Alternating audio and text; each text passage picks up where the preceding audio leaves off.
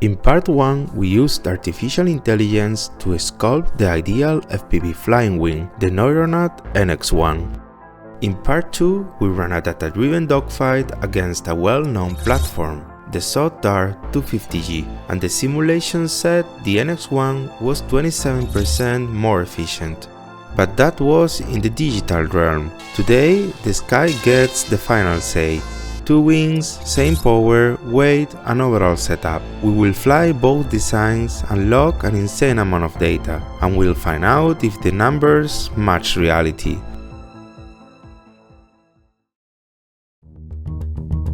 The original NX1 that we built in part 1 looked amazing, but it had just one big problem: weight. We 3D printed the airframe, coated with epoxy, and then painted it. The smooth finish helped aerodynamics, but the epoxy and paint stacked on grams that were hard to justify. After a recent hard crash from an RC link loss, we are starting fresh. We'll rebuild the NX1 from scratch with weight as the absolute priority. Keeping weight down is also how we make this a fair fight with the ZOHD Dart 250G. The Dart's EPP foam airframe is naturally lighter, so we'll reduce NX1's airframe mass and match the rest. Same motor, prop, electronics, only the airframe will be different. So without further ado, let's start building.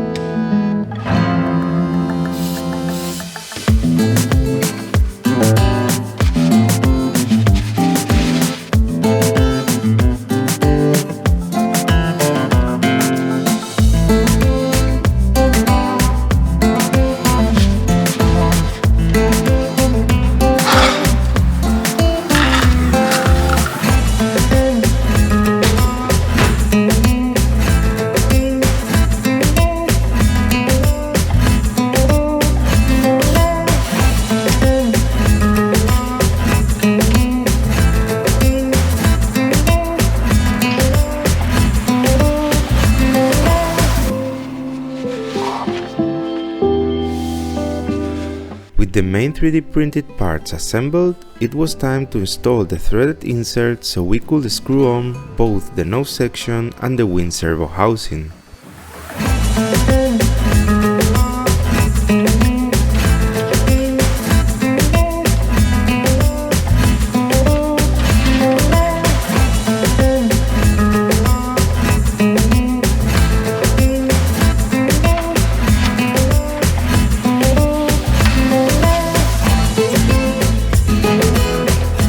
The next step was installing the brushless motor and all the electronics, and I'll spare you the long, boring process of soldering every single component to the flight controller. One eternity later. All that was left to do was installing the ailerons control links, which are made out of just 2 nylon clevis glued together. By the way, I haven't talked about the nose yet, but you might have noticed the design looks slightly different from the previous version. And that's because we are switching from the DJI O4 Pro to the O4 Lite. While the O4 Pro complete system weighs around 32 grams, the O4 Lite comes at about 8 grams, and that's a huge difference in our small flying wing. So I jumped back into my favorite CAD software and I designed a new nose section to accommodate the O4 Lite. The camera module is held in place with 4 screws, and because the main board gets really hot, it sits on 4 nylon standoff to keep it away from the 3D printed parts. Anyway, to help get that heat out and improve ventilation, I also slightly increased the size of the NACA inlet at the front.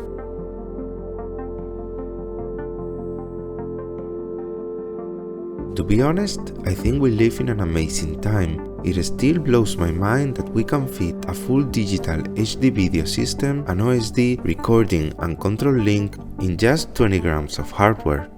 Anyway, all that was left to do was connect the DJI O4 Lite to the flight controller and tighten all the M2 screws that attached the nose to the center fuselage, and with that, the NX-1 was ready to fly.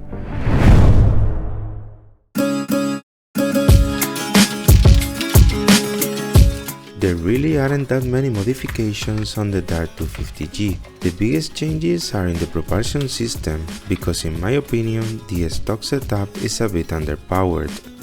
So to match the NX-1, I replaced it with a T-Motor B1507 2700 kV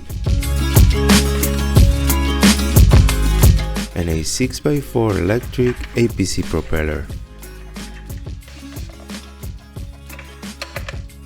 The other big modification is on the FPV video system. As we did with the NX-1, we will replace the DJI O4 Pro by the O4 Lite. In this case, it's not so much a matter of weight rather than a power consumption. Since in the previous chapter we scanned and 3D modeled the Dart from scratch, designing additional parts like this adapter to hold the DJI O4 Lite is really straightforward.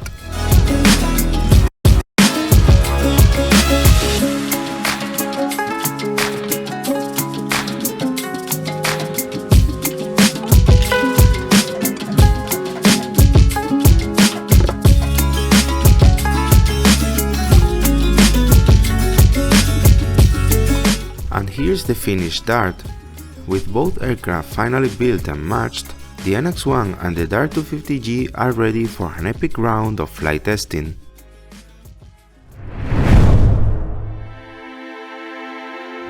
But before we head out to the field, I want to quickly explain the key metrics we are going to extract from these flights.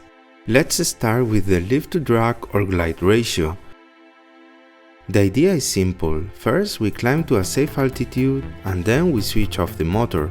The plane starts gliding, slowly trading altitude for distance. Glide ratio is basically how far forward you travel for every meter you lose in height. It can be shown it is directly related to lift to drag ratio or aerodynamic efficiency. If we manage to glide at the optimum speed and angle of attack, we are essentially sitting at the maximum aerodynamic efficiency of the wing.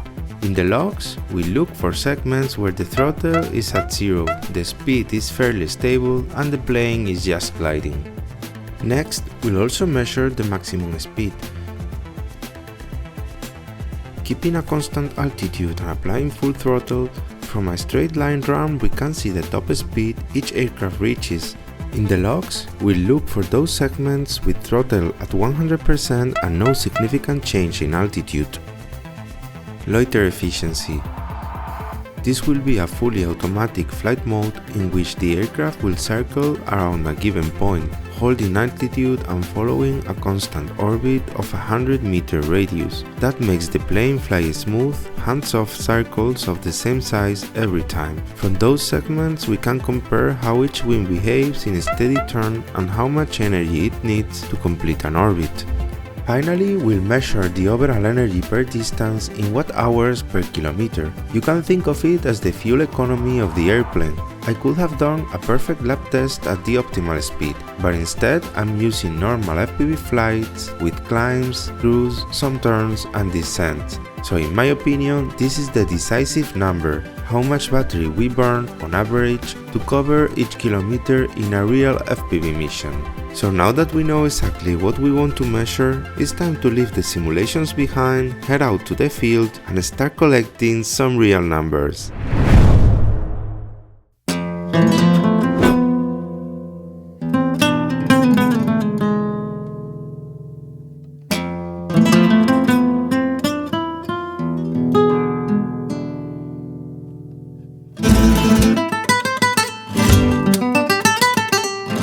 I'm not gonna pretend this was easy. To get the data to properly compare these two designs, there's been a lot of trial and error, several crashes,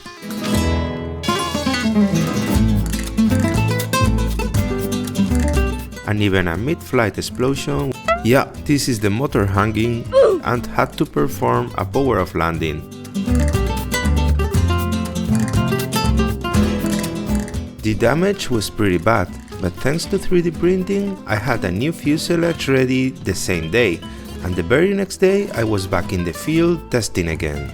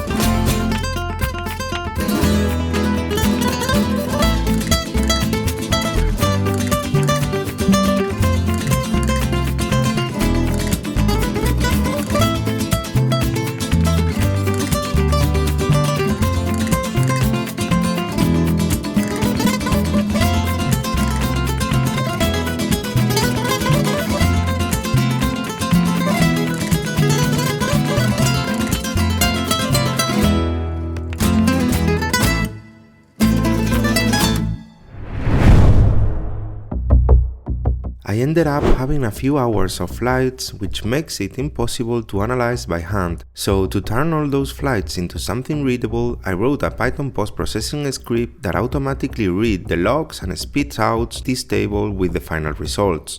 The first and second rows are related to best glide or lift to drag ratio, where we can see the NX1 has roughly a 30% better aerodynamic efficiency. This is actually in line with what we got analyzing both designs by CFD, and the smaller real-world values are probably related to a non-optimal angle of attack and additional drag due to antennas, gaps, control links, etc. On the other end of the polar, top speed. With the same motor and prop, the NX1 is around 12% faster. This indicates a lower parasitic drag, which is exactly what we also saw in the previous video. Unfortunately, something went wrong in loiter mode and ArduPilot flew the Dart noticeably slower than the NX1, so the loiter energy numbers are in fair efficiency comparison. The Dart simply looks better because it's flying slower. But the big one for real FPV missions is the overall watt-hour per kilometer over a normal mixed flight. Here the Dart comes in at 0.88 and the NX1 at 0.68. That's about 22% less energy spent per kilometer. Making a more realistic comparison, with the same 3S 1100 mAh pack, the Dart would cover around 14 km, while the NX1 would reach about 18, roughly 4 km more range from the exact same battery. On a wind this small, a 22% reduction in energy consumption is actually huge. It's like carrying a third of a battery for free on every flight. And with this, we conclude this video. We've turned theory into reality and shown that the cleaner NX1 is, in fact, insanely efficient. If you want to support the channel, there is a Patreon link in the description where you can access all the scripts and data generated for this video. And if you want to download the NX1 and build it yourself, you are in luck, there is a 15% discount the next 10 days. Thanks for joining me on this journey, and don't forget, stay curious, stay creative, and keep building the future. See you in the next one.